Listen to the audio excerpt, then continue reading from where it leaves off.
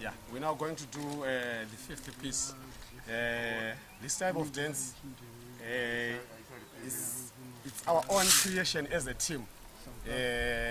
After we had studied some of our traditional music, we decided to create another type of dance and music that also can be used inside a bira ceremony or at any cultural ceremony, wherever they can be the spirit mediums. Even when they are when we are consulting spirit mediums, this type of dance can also be used.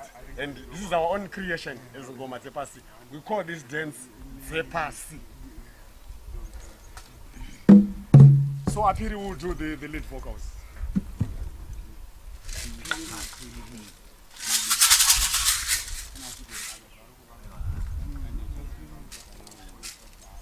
Osango sango iro ona sango garande gandire sango kwakaenda vamwe orombo garande gandire sango kwakaenda vamwe orombo garande gandire sango garande gandire sango garande gandire sango garande mera ona sango garande gandire sango